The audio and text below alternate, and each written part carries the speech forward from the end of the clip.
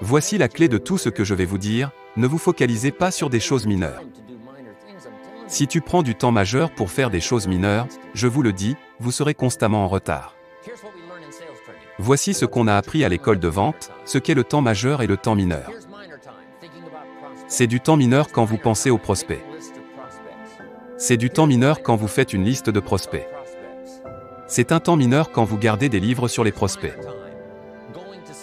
C'est un temps mineur quand vous allez voir le prospect.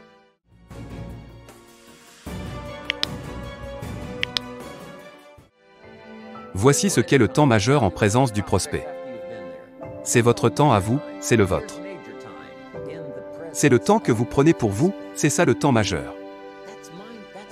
Si vous êtes dans le domaine de la vente et que vous regardez ceci, vous diriez « Mon Dieu, je passe 90% de mon temps sur des choses mineures et si peu de temps sur les choses majeures. » En présence de combien d'heures dans ma journée? Combien d'heures en présence de mes ventes? Parce que le temps qui compte vraiment est le temps majeur. Voici une autre clé de la gestion du temps essentielle de la gestion du temps. Ne confondez pas le mouvement avec l'accomplissement. Il est facile de se faire avoir. Quelqu'un qui a été occupé, qui rentre à la maison le soir épuisé, s'assoit sur sa chaise et dit « Oh, j'ai été occupé, occupé et occupé ». Voici le grand problème, il n'a pas fait ce qu'il faut pour atteindre un but et il a continué d'avancer. Certaines personnes avancent et avancent mais leurs progrès sont faibles. Alors ne confondez pas le mouvement et l'accomplissement. En voici un autre exemple dans la vente. On a appris à ne pas confondre la courtoisie pour le consentement. Si quelqu'un est agréable et qu'il hoche la tête, vous vous dites « Oh, il va acheter ». Vous savez qu'il est courtois, vous ne pouvez pas confondre courtoisie et le consentement. Maintenant voici une révélation, j'ai dû l'apprendre il y a des années. J'étais sous la douche et j'essayais de rédiger une lettre. C'est drôle, n'est-ce pas? Et il s'avère que c'est une lettre étrange, alors voilà ce que j'ai appris. Quand vous êtes sous la douche, profitez de la douche, ne pensez pas au travail. Ne pensez pas au chemin vers votre lieu de travail. Et quand vous êtes sur le chemin vers le travail, ne pensez pas à votre bureau. Et quand vous êtes à votre bureau, ne pensez pas à autre chose. Juste profitez de ce que vous faites, et ne pensez pas à d'autres tâches qui n'ont rien à voir à ce que vous êtes en train de faire au moment présent. Focalisez-vous sur ce que vous êtes en train de faire. J'ai trouvé cette découverte très utile. En voici une autre, tout aussi importante, apprenez à dire non. Dans cette société si sociale que nous avons maintenant, c'est si facile d'essayer d'être une personne gentille qui dit oui à tout. Vous vous retrouvez ainsi, surchargé à chaque fois. Mon ami Ron Reynolds dit souvent, ne laisse pas ta bouche surcharger ton dos. C'est un bon conseil. Maintenant, voici le conseil le plus important, la gestion du temps. Écoutez ceci, quand vous travaillez, travaillez. Quand vous jouez, jouez. Ne mélangez pas les deux. Ne travaillez pas quand vous jouez. J'avais l'habitude d'emmener ma famille à la plage et j'apportais ma mallette de travail. J'ai appris à ne pas faire ça à la plage. Je dis que je devrais être au bureau et la conséquence de cela est que ma famille devient en colère. Parce que je suis à la plage et je pense bureau, bureau et bureau. Le paradoxe est que quand je suis au bureau, je pense au fait que je dois emmener ma famille à la plage. Donc les choses n'allaient pas trop bien au bureau parce que je me concentrais sur la plage. Et les choses n'allaient pas trop bien à la plage parce que je pensais au bureau. Donc encore une fois, quand tu es au travail, travaille. Quand tu joues, joue. Ne mélange pas les deux. Ne travaille pas à la plage et ne joue pas au travail. Ce dernier est très important, ne jouez pas au travail. Le travail est trop sérieux, tu ne veux pas avoir la réputation d'être le blagueur du bureau. Oui, il y a du temps pour quelques histoires agréables, il y a du temps pour un peu d'humour. Oui, c'est mieux si c'est un bureau joyeux bien sûr, mais je vous le dis, vous devez être sérieux au travail. Parce que tu te sépares d'une partie de ta vie pour le travail que tu fais. Ton travail te coûte une partie de ta vie.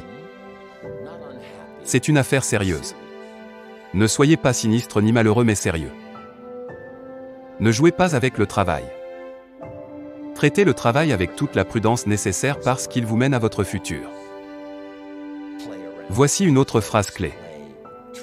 Tout travail est bon, tu peux ne pas aimer ton travail, mais si c'est un tremplin pour t'emmener où tu veux aller, tu dois apprécier ton travail.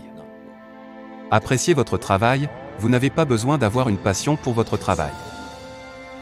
Voici la passion ultime, la passion pour un succès incroyable dans tous les domaines de votre vie, c'est ça la passion.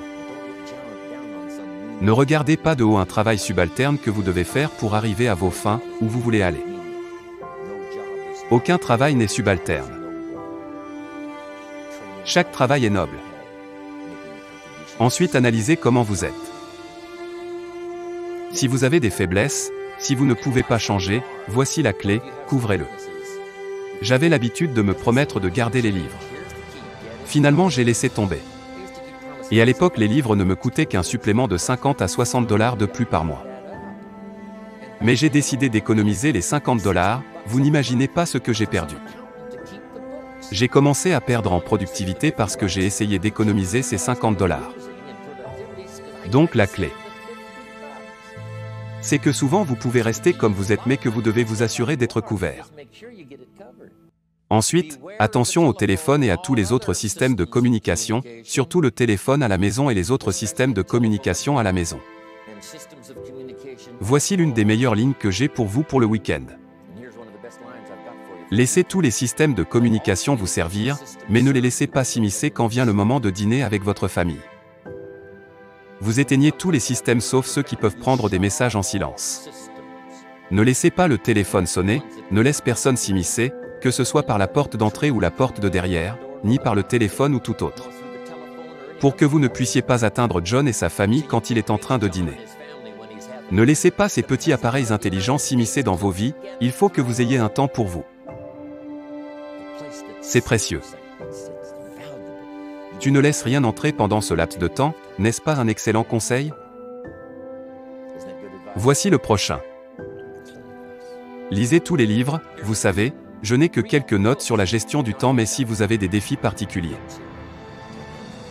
Vous dirigez une grande organisation, une grande entreprise, des défis, il y a plein de livres.